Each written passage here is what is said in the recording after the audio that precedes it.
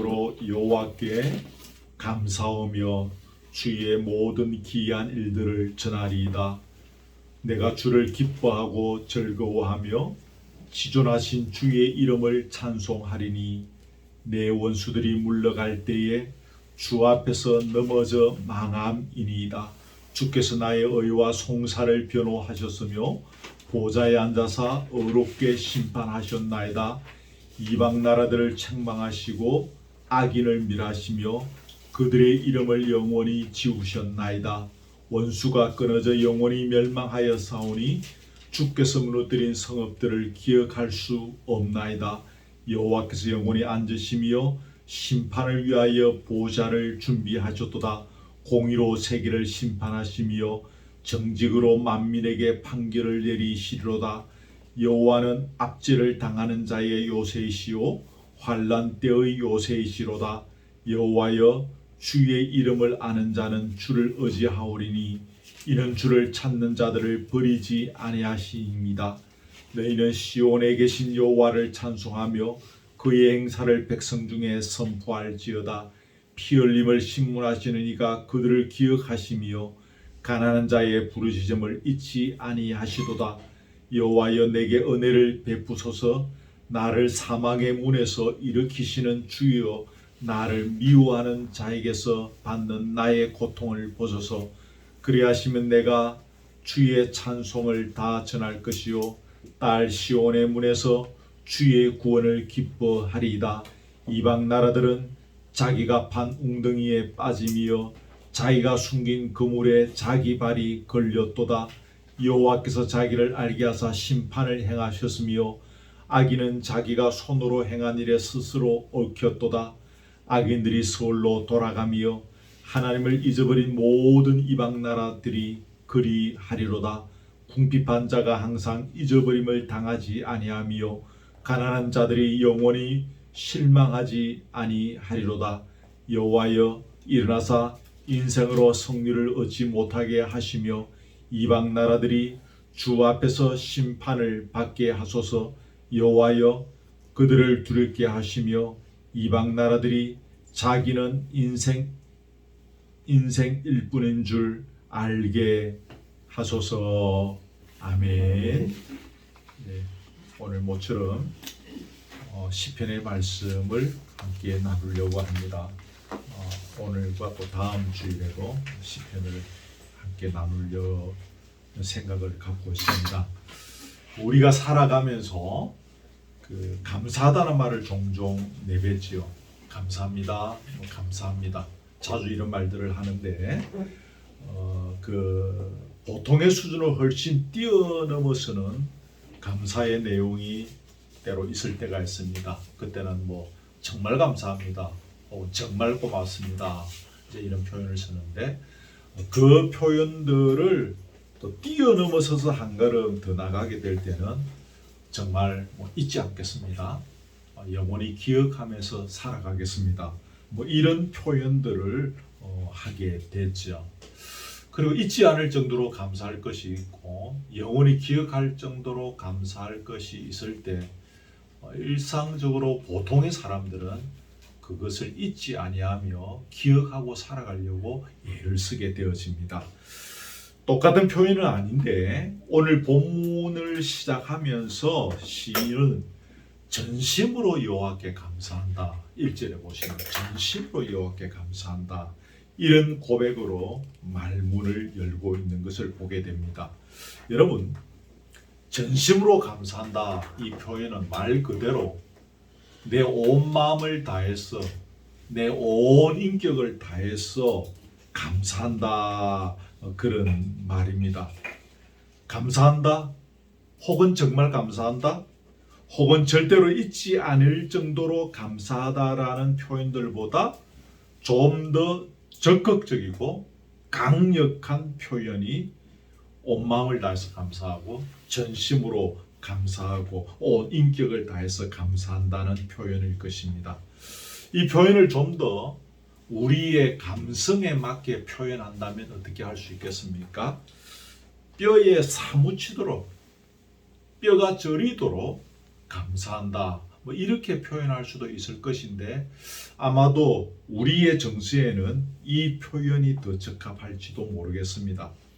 아시다시피 성경에는 감사의 그 말들이 많이 나오는데 성경에서 말하는 감사의 정도가 다 이런 수준입니다.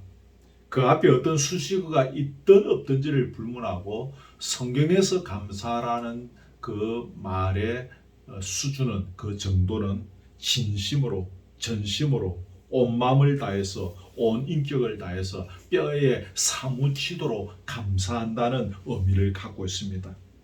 시편에서 언급하고 있는 감사가 다 그런 것입니다. 사도 바울이 언급한 감사한다, 또 감사라는 말의 의미도 다 그런 수준의 감사입니다. 그러면 오늘 본문에서 이 시인인 다윗은 무엇이 그토록 뼈에 사무치도록 감사하다고 한 것일까요? 우리가 방금 쭉 읽어보기는 했지만 본문을 중심으로 이 시인이 뼈에 사무치도록 감사한 것이 무엇인가? 마침 또 설교 준비를 하다 보니까 오늘 음력으로 또 한 해의 마지막 주일이 되죠. 그래서 또 한번 감사의 내용들을 우리가 살펴보는 것이 또 좋겠다는 생각을 갖게 됩니다. 먼저 첫 번째로 기억할 것은 하나님의 기이한 일들로 인해서 감사한다는 겁니다. 여러분, 거기 읽었는데 제가 읽었는데 1절 하반절에 보면 주의 모든 기이한 일들을 이라고 표현합니다. 주의 모든 기이한 일들, 이게 무슨 말인가 하면 5절, 6절, 또 15절 등에 보면 그 내용이 나옵니다. 여러분 눈으로 좀 보시면 주께서 어떻게 했습니까? 하나님께서 이방 나라들을 책망하시고 악인을 멸하시고 그들의 이름을 영원히 지우셨습니다. 그죠? 또 6절에 보면 원수가 영원히 멸망하게 했고 또 주께서 무너뜨린 성읍들을 기억할 수 없을 정도로 많은 성읍들을 무너뜨리셨다는 거죠. 15절에도 보면 이방 나라들이 자기가 판 웅덩이에 빠지게 하시고 자기가 숨긴 그물에 자기 발이 걸리게 하셨다라는 것입니다. 이런 것들이 지금 뭡니까?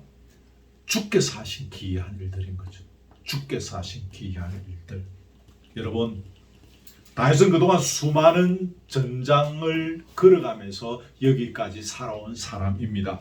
그런데 가만히 생각하니까 그 전투의 거의 대부분이 많은 사람들이 말하기를 저 전투는 성산이 없다.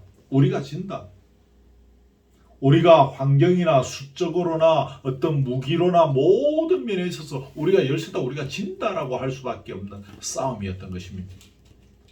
그리고 어떨 때는 다윗 스스로도 오금이 저려서 적군이 사자같이 나를 찢어 죽이려고 한다라고 하면서 그렇게 우리 앞에서 봤던 시에 보면 그렇게 표현하고 있습니다. 그러면서 벌벌 떨어섰습니다. 전쟁터 앞에서.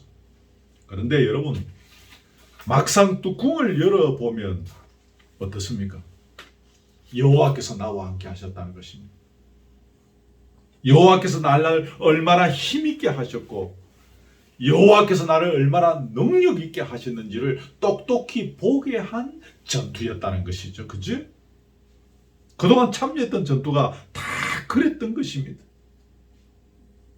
그러다 보니 하나님께 대한 감사의 마음이 마음속 깊은 곳에서 북받쳐 올라오는 것입니다.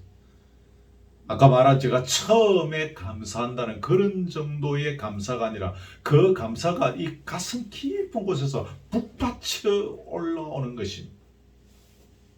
내가 여호와께 전심으로 감사를 드립니다라는 전혀 가식이 없는, 아까 제가 표현한 대로 뼈에 사무치도록 순도 100%의 감사를 드리게 된다라는 것입니다. 사실 많은 경우에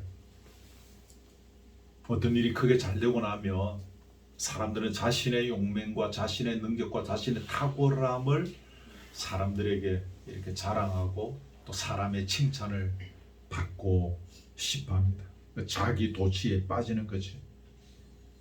제가 살아보니 웬만한 사람들은 다 그렇습니다. 그러나 성경이 말하는 지혜로운 자는 그렇게 하지 않습니다.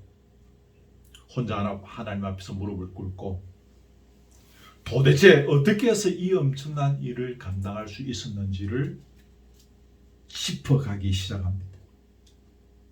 그러면서 하나님께서 나와 함께 하셨고 하나님께서 그때마다 필요적절하게 개입하셨음을 발견하고 하나님께 영광을 올려드리며 뼈에 사무치는 감사를 드리게 됩니다. 여러분, 이것이 성경이 말하는 지혜로운 자의 모습인 것이죠. 여러분, 성경은 겸손을 굉장히 중요하게 다루고 있습니다. 우리 예수 그리스도의 모습, 예수 그리스도의 흔적 그 자체가 겸손이지 않습니까? 사도 바울도 겸손을 굉장히 강조하고 있습니다. 근데 여러분, 우리 인간이 겸손할 수 있는 성경이 그렇게 강조하는 그 겸손할 수 있는 핵심적인 요소가 무엇일까요? 그것은 우리의 주인이시고 왕이신 하나님 앞에서 우리가 무익한 존재라는 사실을 깨닫는 것입니다. 이걸 꼭 기억하십시오. 여러분, 누가복음 17장에 보면 여러분 다 아는 이야기인데 종일토록 밭을 갈았습니다. 하루 종일 일했습니다. 그리고 저녁이 되어서 집에 돌아왔습니다. 하루 종일 일하고 그 피곤한 몸으로 주인의 밥을 또 차리고 준비합니다. 그 주인이 다 음식을 먹을 때까지 또 그 옆에 서서 수종 들어야 했습니다. 자기는 그때까지 배고픈데도 먹지도 못합니다. 그 일이 다 끝나고 난 뒤에 종은 드디어 밥을 먹는다는 거죠. 그렇게 해도 그 종은 주인 앞에서 나는 무익한 종이라 내가 하여야 할 일을 한 것뿐입니다 라고 말해야 한다는 것입니다.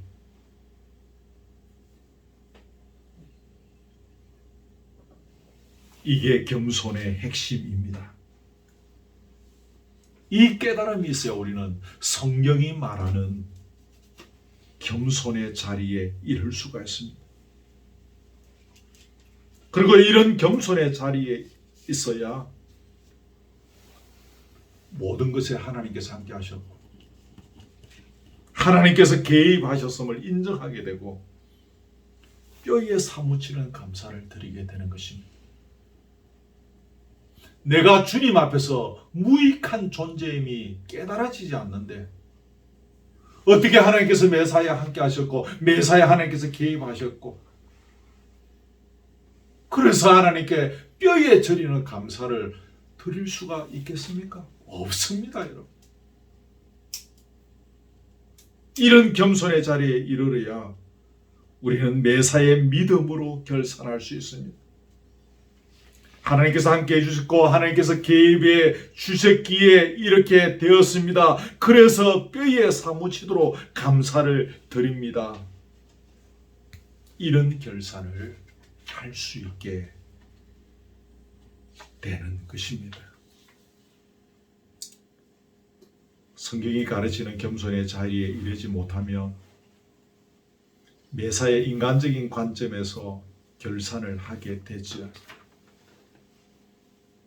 그렇게 되면 하나님께 돌아갈 영광을 사람이 취하게 되고 하나님께서 다 하신 것을 두고 인간들끼리 서로 공을 차지하기 위해서 다투게 됩니다. 가끔 말씀드리지만 그 대표적인 예가 한국 교회가 예배당을 건축하고 나면 시험에 빠지는 것입니다. 성경이 가르치는 겸손의 자리에 이르지 못한 상태에서 그저 사람 조금 모인다고 예배당 건축부터 하고 사람들 끌어모으기 위해서 예배당 건축부터 하다가 보니까 결국 그렇게 되는 것입니다. 제가 아는 어떤 교회는 전도 집회를 준비하고 실행하는 과정 속에서 교역자들끼리 싸우고 혹은 교인들끼리 볼성사납게 그런 싸우는 경우들을 보았습니다. 예수님께서 가르치신 겸손의 핵심이 무엇인지 모르는 상태에서 다른 사람들에게 예수 믿으라고 전도 집회를 열고 돈을 엄청나게 써서 전도를 하고 사람을 끌어모으고 관광버스를 대절해서 그날에 사람을 교회로 동원하고 온갖 맛있는 것을 대접하고 비싼 선물을 공급하고 연예인을 부르고 간증 집회를 열고 난리 법석을 피웠지만 정작 그 속에 예수님께서 가르치신 겸손이 무엇인지 모르는 것입니다. 그러니 그런 귀한 행사를 하면서 그렇게 싸우는 것입니다. 여러분, 신약 성경이 강조하는 중요한 덕목 중에 하나가 기쁨이죠. 여러분, 주 안에서 항상 기뻐하라. 내가 다시 말하노니 기뻐하라. 빌립보서 4장 4절이죠. 근데 여러분, 이 기쁨이 어디에서 어떻게 해서 나온 줄 아십니까, 여러분? 이 기쁨은 제가 방금 언급한 이 겸손의 자리에 이르게 될 때 비로소 나오는 것입니다. 성경이 말하는 기쁨은 성경이 말하는 겸손의 자리에 이르렀을 때 비로소 나오는 것입니다. 나는 하나님 앞에서 정말 무익한 존재라는 사실을 철저히 인정하는 가운데 뼈에 사무치는 감사가 터져 나오는 사람은 매사에 기쁨이 넘치게 됩니다. 여러분, 오늘 본문 2절을 보십시오.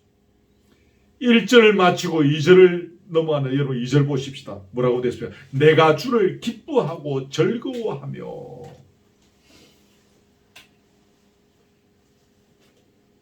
내가 주를 기뻐하고 즐거워하며. 그렇습니다. 기쁨은 내가 정말 무익한 존재라는 사실을 깨닫고 뼈에 사무치는 감사가 터져나오는 그리스도인들에게 주시는 하나님의 보너스인 셈입니다. 기쁨은 이렇게 터져나오는 것입니다. 부흥 강사 와서 억지로 웃어라, 웃으십시오, 하하하하 박수 쳐보십시오. 순간적으로 막 웃기고 하니까 기쁠 수 있겠죠. 그런 기쁨 아닙니다. 그런 찰나적인 기쁨이 아닙니다. 이런 맥락에서 보면 성경이 가르치는 신앙의 기본에 충실하면 우리는 항상 기쁘게 살아갈 수 있습니다. 우주 만물의 주인이신 하나님 앞에서 내가 무익한 존재인 것을 깨닫는 것이 얼마나 중요합니까? 우리가 성경이 제시하는 바른 신앙을 가지려면 전에도 한번 말씀드렸죠. 창세기 1장 태초에 하나님이 천지를 창조하는 말씀이 믿어져야 합니다.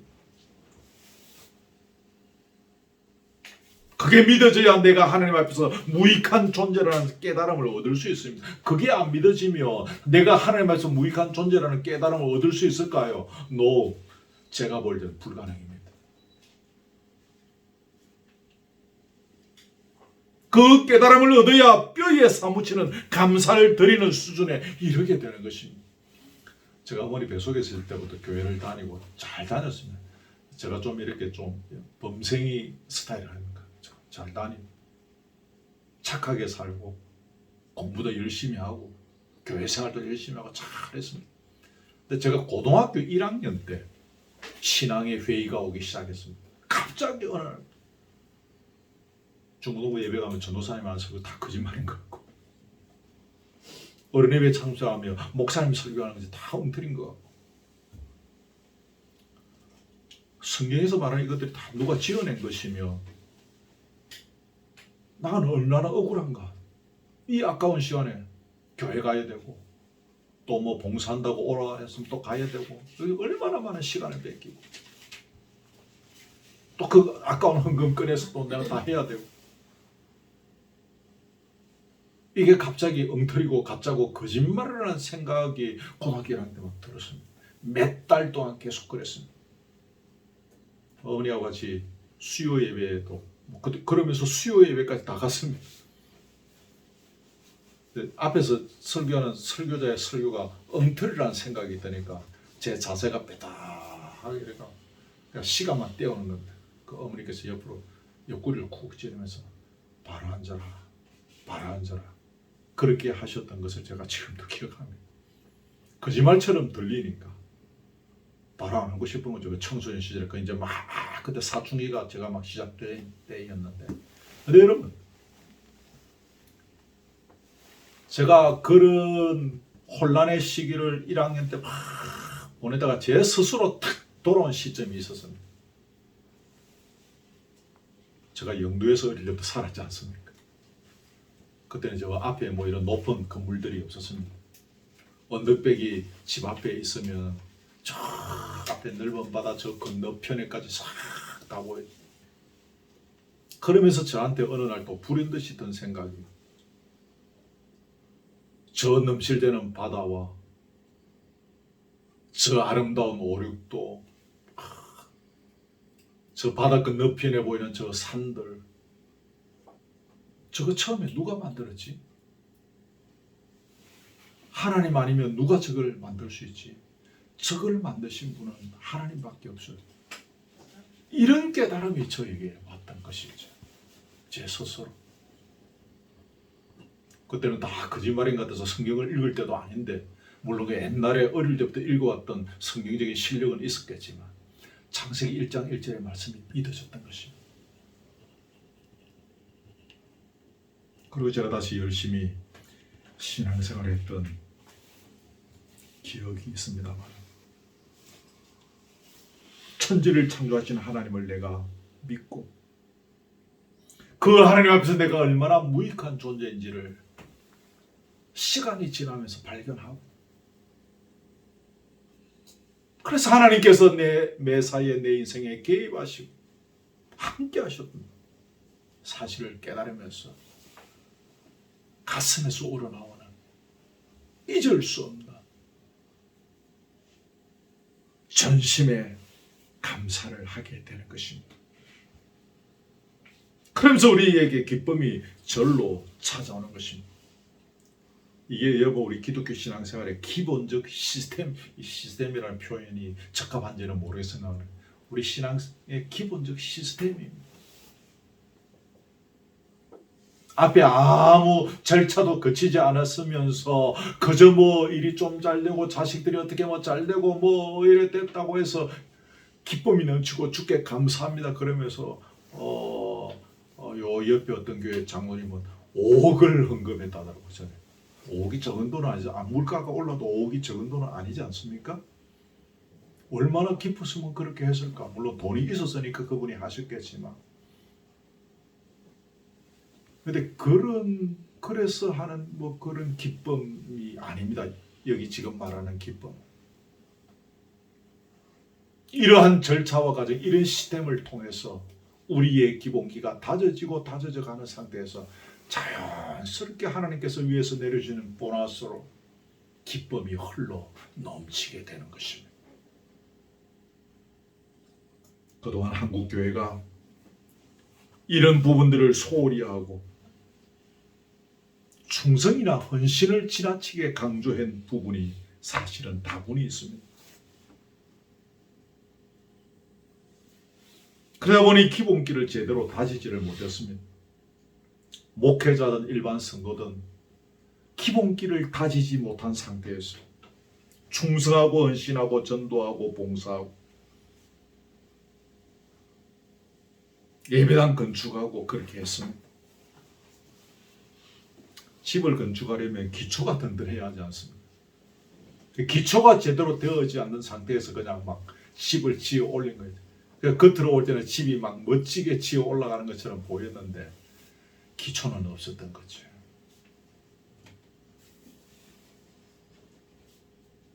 기초가 든든하지 아니하면 집 구실을 제대로 할 수가 없습니다, 여러분. 그렇죠?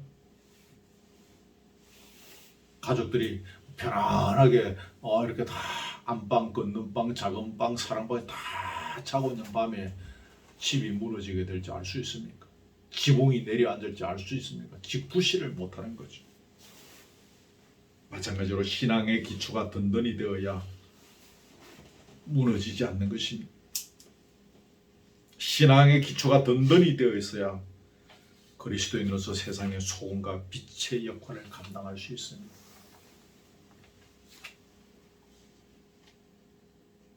어떤 다른 것으로 오늘 한국교회가 세상의 소금과 빛의 역할을 감당해야 된다고 생각합니다. 뭐 그런 일들이 좋은 겁니다. 그런 의도들이 나쁜 것은 절대로 아닙니다만 정말 세상의 소금과 빛의 역할을 감당하려면 우리가 신앙의 기본기를 다져나가면 됩니다.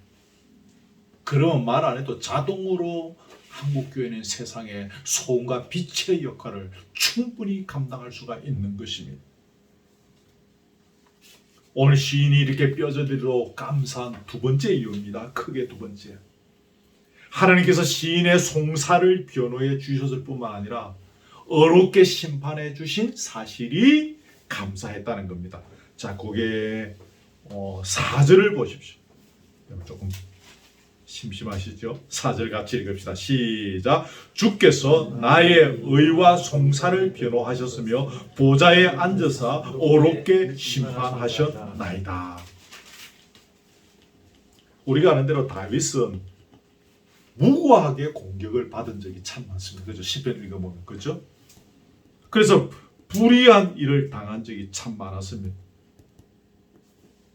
시편의 여러 구절에 보면 다윗의 주변에 많은 사람들이 다윗을 그렇게 무고하게 막 공격하고 함정에 밀어놓고 다윗의 적이 되어서 그를 괴롭히고 힘들게 하고 죽이려고 했습니다.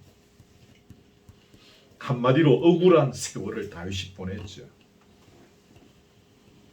그런데 그때마다 여호와 하나님께서 어려운 재판장이 되셔서, 기억하십시오. 어려운 재판장이 되셔서 다윗의 억울함을 다 풀어주셨습니다.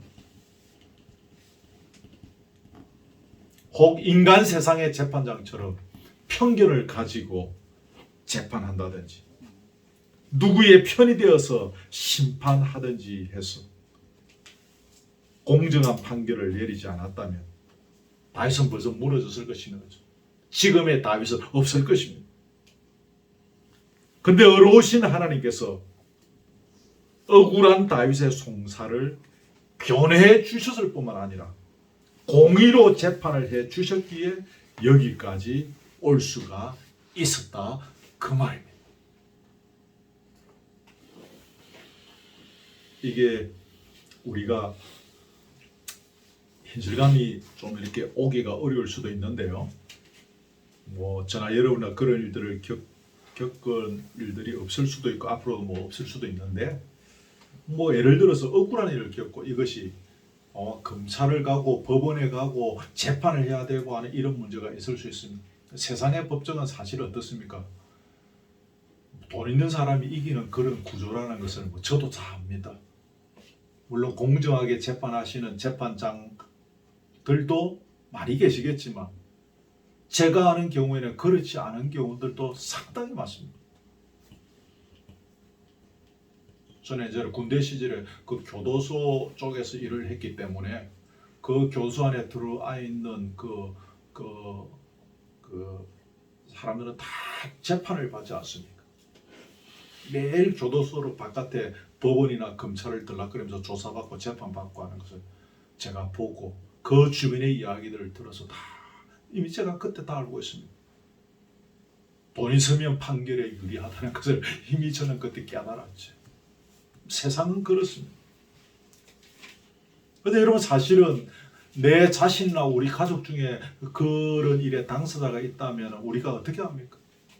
그때 당시에 가족 중에 누가 그런 일에 연루되면 집 한 채 팔아야 된다고 다들 그렇게 말했습니다. 집 한 채 팔아서 옥 뒷바라지 매일 교도소에 들락날락하면서 이렇게 찾아가야 되고 또 사식 넣어줘야 되고 돈 넣어줘야 되고 그리고 또 변호사비 또 대야 되고 집 한 채 팔아야 되는 것입니다. 그렇게 해서라도 돈이 들어도 좋다. 누구를 찾습니까? 이길 수 있는 변호사. 재판장에게 어쨌든 로비의 능력이 있어서 형을 감형시켜주거나 혹은 무죄로 만들 수 있는 그런 변호사를 막 사람들이 찾아. 제가 근무하던 그 지역에도 그런 변호사가 인기가 제일 좋았어. 그 사람이 접견하러 한 번씩 오면 그 당시에 보통 일반 서민이 탈 수 없는 최고급 승용차를 타고 교도소한테 왔었습니다.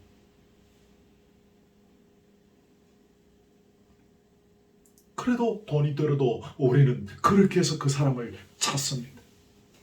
근데 여러분, 다윗이 억울한 일을 겪었습니다. 원수들이 그를 죽이려고 하는 정도까지 왔습니다. 요즘 말로 하면 사형시키려고 합니다. 근데 하나님께서 그를 변호해 주시고 어려운 재판으로, 공의로운 재판으로 다윗의 억울함을 벗겨주셨습니다. 그러니 이것은 뭡니까? 뼈에 사무치도록 감사할 수밖에 없는 것입니다. 저는 그런 경우들을 이제 거기서 봐왔기 때문에 저는 조금 이것이 느낌이 강하게 와닿습니다. 여러분은 어떨지 모르겠는데 그 말도 못해요. 여러분 변호사 잘 만나면 징역 2년짜리가 1년짜리가 되고 징역 1년짜리로 웬만하면 집행유예로만 받고 그 여러분 그 깜깜한 그 안에 미결수로 그 몇 달을 들어가 있다가 여러분 집행유예로 풀려서 그 밤에 풀렸으면 하거든요. 그 기본은 말로 못해요. 그 당사자들. 그게 뼈에 사무치도록 감사한 거죠. 뼈에 사무치도록.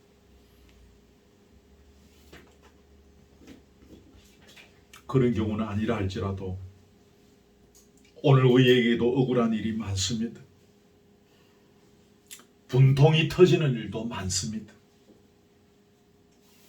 그런데 우리의 억울함을 주께서 다 보고 계십니다. 이 사실을 우리가 먼저 기억하는 것이 참 중요하겠습니다. 주께서 보고 계십니다. 만일에 주께서 나의 억울함을 모르고 계신다면 우리가 얼마나 답답합니까? 하지만 우리의 억울함을, 나의 억울함을 주께서 다 보고 계시기에 주의 때에 첫 번째, 두 번째 주의 방법으로, 세 번째 주의 능력으로 그 억울함을 풀어주실 것입니다. 때로는 그 억울함을 합력하여 선을 이루어 나가시는 도구로 사용하시기도 하실 것입니다. 그러므로 우리는 우리의 억울함을 우리의 힘과 의지로 풀어가기보다는 주께서 하실 일을 바라보면서 주께 맡겨야 합니다. 원수 갚는 것이 주께 있다라고 했지 않습니까? 그러니까 주께 맡기는 거죠. 물론 사회 정의 차원에서 우리가 법에 고소해야 하거나 시위를 하여서라도 풀어가야 할 문제가 있을 수 있습니다. 그럴 때는 그렇게 해야 할 것입니다. 그러나 우리가 영적인 안목과 여유를 가지고 주께 맡겨야 할 부분도 참 많습니다. 그때는 주께서 풀어가고 해결하시고 판결하시도록 맡겨야 합니다. 주께서 판결하시면 한치의 오차도 없습니다. 정확하게 판결하십니다. 목회를 하다 보면 여러분도 아시겠지만 이유 없이 억울한 일을 겪을 때가 좀 더러더러 있습니다. 저도 그런 경험들이 있습니다. 30대, 40대 시절에는 제가 못 참았습니다. 그냥 저도 똑같이 갚아줬습니다. 옛날 성질 막 나오는 거예요. 내가 목 사고 먹으면 필요 없습니다. 그때는. 그러나 이제 기도하고 또 이제 영적인 철이 들고 나이 50이 넘어가고 하면서 목회를 통해서 억울한 일을 겪을 때 저는 철저히 주께 맡길 수가 있었습니다. 주의 때에 주의 방법과 주의 능력으로 그 억울함을 풀어주실 것이 믿어지더라고요. 그런 것들을 경험하게 되더라고요. 하나님의 방법으로, 하나님의 때에 하나님의 능력으로 풀어가시는 것을 계속 경험하게 되더라고요. 그래서 주께 맡기는 훈련을 계속해 왔습니다. 이 말씀이 이 설교를 듣는 여러분에게도 적절하게 잘 적용이 될 수 있기를 바랍니다. 시인이 이렇게 뼈저리도록 감사한 세 번째 이유입니다. 지칠 때마다 힘을 주셨기 때문입니다. 자, 6절에 여러분 보시면 6절 하반절에 주께서 무너뜨린 성읍들을 기억할 수 없나이다 그랬습니다. 주께서 그동안 이루 헤아릴 수 없는 성읍들을 무너뜨리셨다는 거죠. 셀 수 없을 정도로. 근데 여러분, 사실 그 성읍들을 무너뜨리는 일에 실제로 나선 사람은 누구입니까? 다윗입니다, 여러분.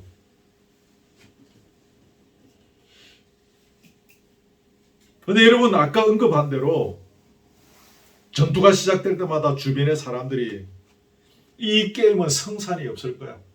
이거 안 돼. 이거 우리 편이죠. 숫자가 벌써 안 돼.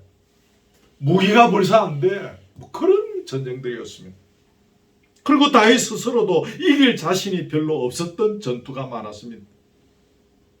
그런데 이 성을 이기고 나서 또 저 성을 이기고 또 저 성을 이기고 하면서 이루 헤아릴 수 없는 숫자를 다 파갈 수 없을 정도로 성을 무너뜨리고 승리를 거두면서 여기까지 왔습니다.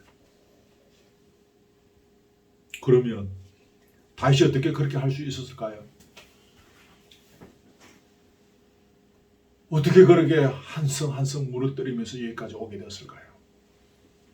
그것은 그때마다 주께서 힘과 능력을 그에게 부어주셨기 때문입니다. 여러분, 거기 오늘 좀 구절들이 많아서 다 할 수가 없는데 9절에 보시면 요새라는 말이 두 번 나오죠. 그죠? 여호와는 압제를 당하는 자의 요새이시요 환난 때의 요새이시로다 라는 말이 나옵니다. 이 요새라는 단어는 여러분, 요새는 안락한 호텔이 아니죠. 위기 가운데서 잠깐 숨을 돌릴 수 있는 대피소와 같은 곳입니다. 여러분, 등산 중에 잠시 눈보라 피해서 이렇게 잠깐 그 안에 이제 대피해 있다가 다시 힘을 얻어서 저 꼭대기로 올라갈 수 있는 곳이 그 대가 어디입니까? 대피소죠. 제가 소시적에는 지리산을 자주 갔습니다만 지리산 그 천왕봉 올라가기 전에 보면 그 산장처럼 대피소처럼 있지 않습니까? 거기서 숨 돌리고 거기서 물 한잔 하고 늦게 도착하면 거기서 잠을 자고 동이 트기 전에 새벽에 그 천왕봉을 향하여 기어 올라가지 않습니까? 그게 대피소고 그게 여기서 말하는 요새인 것입니다. 요나의 경우에는 물고기 뱃속에 들어갈 수 있었던 것과 같습니다. 요나가 거기서 뭐였습니까? 그동안의 불순종을 회개했습니다. 철저히 주님과 가까워지는 시간을 가졌습니다. 그게 바로 요새고 그게 바로 대피소입니다. 거기서 다시 힘을 얻는 것입니다. 믿음의 사람들의 특징이 무엇입니까? 이 기회를 잘 활용하는 것입니다. 믿음의 사람들은 이 기회를 통해서 다시금 힘을 얻어서 남은 인생을 걸어나가는 것입니다. 아멘. 혹 어떤 교회는 예배를 드리는 순간이 우리의 요새이고 대피소일 수 있습니다. 오늘 불렀던 찬양이 그 맨 마지막 찬양이었죠. 저는 그 찬양이 참 좋아요. 최근에 장모님 통해서 배웠는데 제가 저 밭을 돌면서 밤에 기도하면서 돌 때도 제가 그 찬양 홀로 틀어놓고 기도하고 그 찬양 들으면 막 눈물도 나고 가슴에 막 흥분도 되고 막 그래요. 이 예배 드릴 때가 우리의 우리가 만나는 요새 대피소일 수 있습니다. 우리가 찬양 드리는 순간이 그럴 수 있습니다. 또는 말씀을 듣는 순간이 그럴 수 있습니다. 때로는 믿음의 형제 자매들과 교제하는 순간이 우리의 요새고 우리의 대피소일 수 있습니다. 우리는 그 순간에 다시금 이 험한 세상을 살아나갈 힘을 얻습니다. 저와 여러분, 우리 각자에게 주어지는 요새와 같은 순간들 잘 활용하시기를 바랍니다. 하나님 우리에게 수시로 이런 요새와 같은 때와 장소와 환경을 부어주십니다. 그 사람의 믿음의 분량에 따라 그 사람의 환경에 맞게 적절하게 부어주십니다. 대표적으로 말하면 저는 주일이 저의 요새입니다. 일주일 동안 지치고 힘들고 여러 가지 일들을 만나고 하지만 주일 여러분과 함께 예배드리고 찬양하고 여러분들 얼굴을 대한 늘 오시는 분들이기 때문에 그저 제가 매일 똑같은 인사하는 것 같지만 저는 저기 앉아있다가 여러분이 한 분 한 분 들어오시는 저는 굉장히 벅찹니다. 제가 수줍어서 인사를 막 이렇게 하고 끌어안고 인사를 못하고 그래서 그렇지 마음에는 막 다 끌어안고 싶을 정도로 저는 벅찹니다. 여러분들을 만나는 것이 저에게는 요새입니다. 예배를 드리고 또 그리고 찬양을 하고 함께 또 오후에 식사를 하고 또 함께 교제를 나누는 그 모든 현장들이 저에게는 요새 새 힘을 얻는 자리입니다.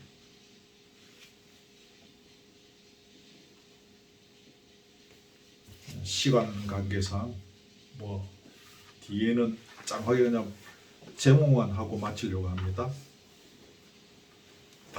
네 번째가 뭡니까?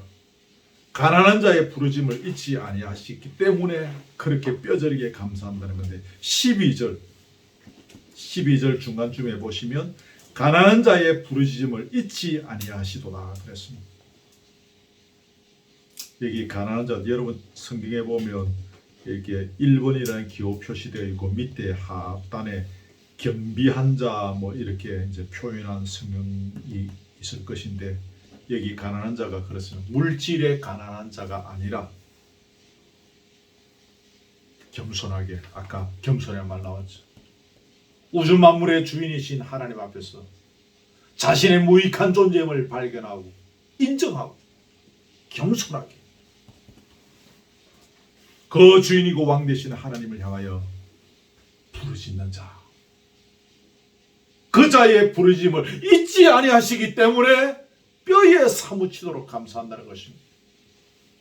우리가 부르짖을 때 아무거나 갖고 부르짖습니까? 내 만원 있는데 하나님 만원만 더 주소 이래 갖고 우리 부르짖는 거 아니지 않습니까? 정말 하나님께서만이 아니면 하실 수 없는 일들을 갖고 우리가 부르짖지 않습니까?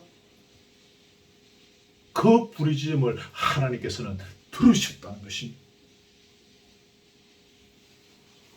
여기 아까 여러분 집에 가서 다시 읽어보시는데 쭉 보시면 11절에 보면 시온에 계신 여호와 옛날에 그 예루살렘에 성전이 있었잖아요. 다윗은 도망 다니고 하고 또 이 다윗을 따라다니는 사람들도 보면 그래서 저 멀리 떨어져 산과 숲불에 숨어 있다 보니까 성전은 저 멀리 떨어져 있습니다. 그러나 하나님의 은혜를 사모하면서 우주 만물의 주인 되신 하나님을 인정하면서 나의 무익한 존재임을 인정하면서 그렇게 그 왕께 간절히 이 숲에 엎드려 기도하는 자의 기도를 하나님이 잊지 아니하시더라는 것입니다.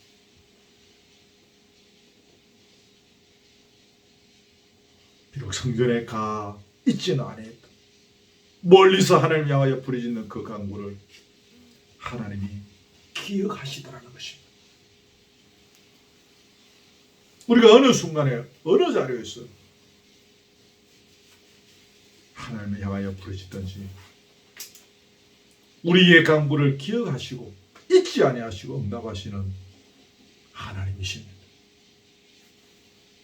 그래서 감사한데 어떻게 감사한다고요? 뼈가 저리도록 좀 경상도식 표현으로 저리도록 뼈에 사무치도록 감사한다는 것입니다. 마지막 5번째는 궁핍한 자, 가난한 자. 일단 18절 보십시오. 자, 요거 읽고 설교를 쓰니 마십시오. 18절은 같이 읽읍시다. 시작. 궁핍한 자가 항상 잊어버림을 당하지 아니하며 가난한 자들이 영원히 실망하지 아니하리다.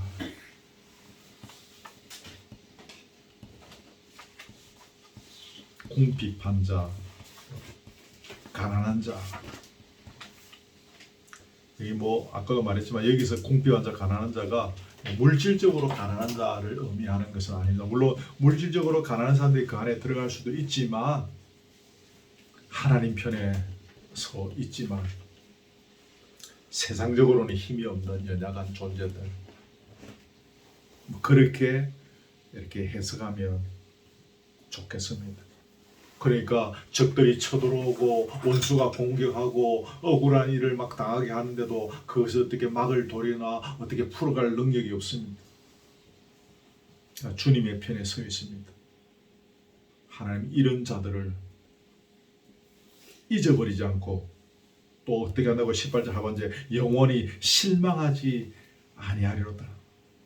실망하지 않도록 하나님께서는 조처해 주신다는 것입니다. 믿으시기를 바랍니다. 하나님은 이 가난한 마음으로 주께 나온 자들을 결코 실망시키지 않습니다.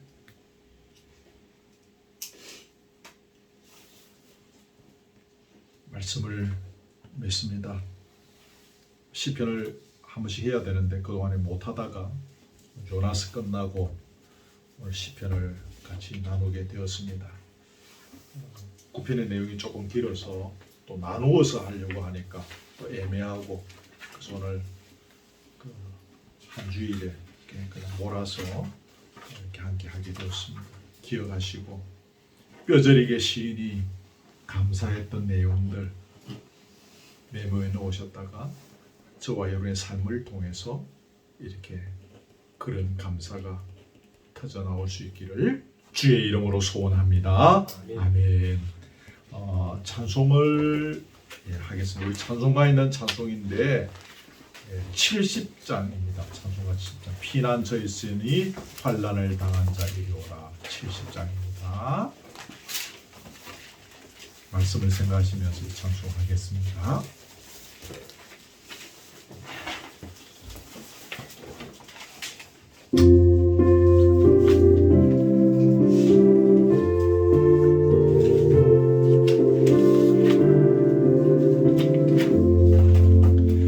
피난 저에 서니 환난을 당한 자 이리 오라. 땅들이 변하고 물결이 일어나 산 위에 넘치네 두렵잖네. 이방이 떠들고 나라들 모여서 진동하나. 우리 주 목소리 한 번만 바라며 천하의 모든 것 망하겠네. 만유주 하나님 우리를 도우니 피난 저요.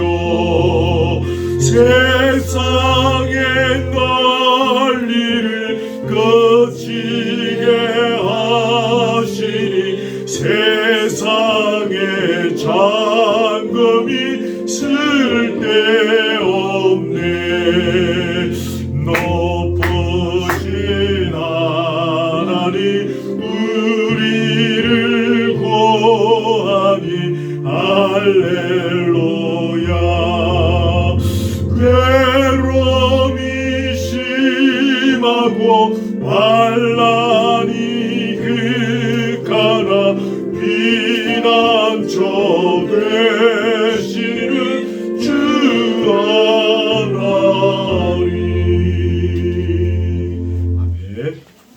말씀 기억하시고 메모한 거 보시면서 우리 함께 잠깐 동성으로 기도합니다. 하나님 아버지 감사합니다.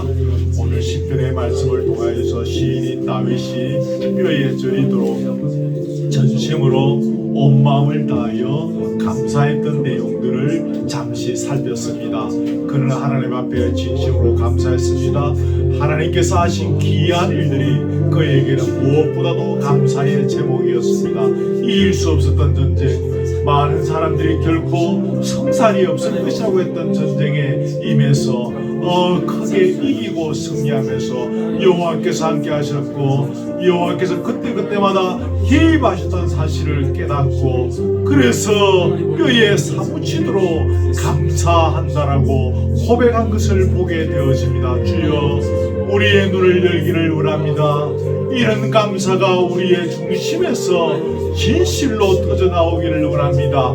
이런 감사를 위해서 우리는 성경이 제시하고 있는, 성경이 가르치고 있는 겸손의 자리에, 경비의 자리에 서야 한다라고 또한 말씀하셨습니다. 주여 천지를 창조하신 그 하나님 앞에서 우리가 얼마나 무익한 존재인지를 발견하고 깨달으며 우리의 인생에 개입하신 하나님을 전심으로 감사하며 찬양하는 이 아름다운 신앙의 시스템 속에 우리가 거하기를 원합니다. 주여 인도하시고 간섭하여 주시옵소서. 하나님 아버지 그 힘들고 어렵고 약한 시인의 송사를 변호해 주시며 또 어렵게 재판해 주신 사실을 기억하고 감사한다고 했습니다. 주여 우리가 그때와 형편과 처지는 따라오나 때로 우리의 삶을 통해서 억울한 일, 답답한 일 겪을 때가 있습니다. 우리의 힘으로 또한 그것을 풀어가지 못할 때도 있습니다. 그러나 우리는 우리의 송사를 필요하신 하나님, 우리의 억울함을 공의롭게 판단하시는 하나님을 믿습니다. 그 하나님께서 하나님의 때에 하나님의 방법으로 하나님의 능력으로 풀어가신 것을 믿음으로 바라보면서 우리의 세월들을 견디며 이기며 승리하며 걸어가게 하여 주시옵소서. 지칠 때마다 힘을 주시는 요새가 되어주신 하나님을 늘 경험하게 하여 주시고 감사하게 하여 주옵소서. 그러하신 아버지, 2월의 첫째 주일을 맞이하여 찬양하며 예배하며 주시는 말씀을 듣습니다. 시인이 오늘 이 시편을 통하여 뼈저리게 감사한 내용들이 무엇인지를 함께 나누었습니다. 다윗이 살았던 시대와 오늘의 이 시대가 다르고 그의 형편과 우리가 처한 형편들이 다르기는 하지만 오늘 주신 이 말씀 우리 각자의 삶의 현장에 지혜롭게 적용하는 가운데 우리 또한 이와 같은 뼈에 사무치도록 감사할 수밖에 없는 이 감사, 이 기쁨, 성경이 제시하는 겸손, 성경이 가르치는 기쁨, 성경이 이야기하는 감사가 우리 일상에 터져나오는 은혜가 있기를 간절히 소원합니다. 껍데기만 부여잡고 살아가지 않도록 하시고 중심을 보시는 하나님 앞에서 우리의 중심이 바로 서갈 수 있도록 우리의 기본기가 다져져 갈 수 있도록 주여 간섭하옵소서, 인도하옵소서, 은혜를 베풀어 주옵소서, 성령의 충만함을 더하여 주시옵소서. 우리의 지나온 걸음들이 쉬운 걸음들이 아니었습니다. 때로 험난한 걸음이었고 눈물이 나는 걸음이었고 아픔이 있는 걸음이었고 때로 억울한 걸음이기도 했습니다. 그러나 우리의 요새가 되신 주께서 우리에게 그때마다 새 힘을 주시고 성령의 충만함을 주셔서 능력을 주셔서 이 숨가쁜 세월들을 견디게 하시니 이기게 하시니 저 고지를 향하여 전진하게 하여 주시니 고맙습니다. 음력으로 새로 시작되어지는 이 한 해, 또 한 주간 시작되어지는 이 시간들 속에서 요새가 되어진 주께서 주시는 새 힘을 얻어서 열심히 활기차게 기쁨으로 감사함으로 성리의 잔치를 바라보며 걸어가는 세월 되게 하옵소서. 감사의 예물을 주님 앞에 올려드립니다. 늘 기도드림 넘기지만 예물을 드릴 때마다 감사와 기쁨과 자원함으로 드리는 예물 되게 하시고 이 예물이 주의 나라와 교회를 위하여 값지게 사용되어 줄 수 있도록 우리에게 지혜를 더하여 주옵소서. 오후의 교제의 자리에 함께 하시며 은혜를 베푸시고 또 함께 운영위회로 모일 때에도 우리에게 지혜 주시고 감사의 마음 더하여 주시옵소서. 예수 그리스도의 은혜와 하나님의 사랑과 성령의 교통하심이